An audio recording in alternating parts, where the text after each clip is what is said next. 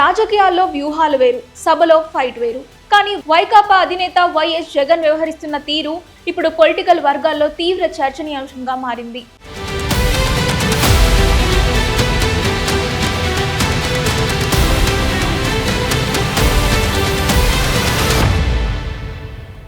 Assembly సమావేశాలు జరుగుతుంటే సభలో అడుగు పెట్టకుండా తాడేపల్లి క్యాంప్ ఆఫీస్లో 2 గంటల పాటు ప్రెస్ మీట్లు పెట్టడం వెనుక ఉన్న అసలు కారణాలేంటి అనే ప్రశ్నలు గుప్పమంటున్నాయి. కూటమి ప్రభుత్వాన్ని ప్రశ్నించడానికి అసెంబ్లీ కంటే పెద్ద వేదిక ఏముంటుంది? కానీ జగన్ మాత్రం సభకు వెళ్లకుండా తాడేపల్లిలో ప్రెస్ మీట్ పెట్టి గంటల తరబడి మాట్లాడుతున్నారు.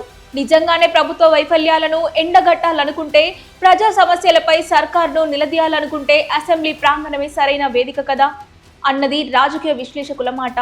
ఇక్కడ ఒక సీక్రెట్ మైండ్ గేమ్ తో పాటు ఒక సింపుల్ లాజిక్ కూడా దాగుంది.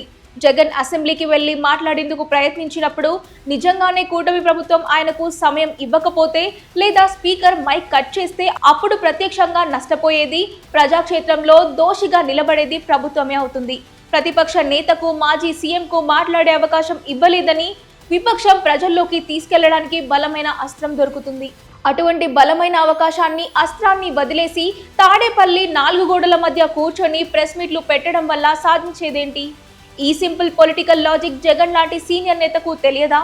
లేక తెలిసి అసెంబ్లీని ఫేస్ చేయడానికి భయపడుతున్నారా అనే ప్రశ్నలు వస్తున్నాయి. అసెంబ్లీ సెషన్ నడుస్తున్నప్పుడు రాష్ట్రమంతటి చూపు, మీడియా కెమెరాల కళ్ళు సహజంగానే శాసనసభ వైపే ఉంటాయి. ఇలాంటి కీలక సమయంలో సొంతంగా ప్రెస్ మీట్ పెట్టి 2 గంటలు మాట్లాడినా, ఎంత ఆయాసపడినా దానికి రావాల్సినంత పొలిటికల్ ఇంపాక్ట్ వస్తుందా? ప్రజాక్షేత్రంలో ప్రజలు సభలో జరిగే చర్చలనే గమనిస్తారు తప్ప బయటకు చేసే మైక్ విన్యాసాలను కాదనేది విశ్లేషకుల అభిప్రాయం. మరి ఇప్పటికైనా జగన్ తన స్ట్రాటజీని మార్చుకుంటారా, లేక తాడేపల్లి ప్రెస్ మీట్లకే పరిమితం అవుతారా? అంటే ఆయన గురించి తెలిసిన వాళ్ళంతా నో అసెంబ్లీ అని ఇస్తున్నారు.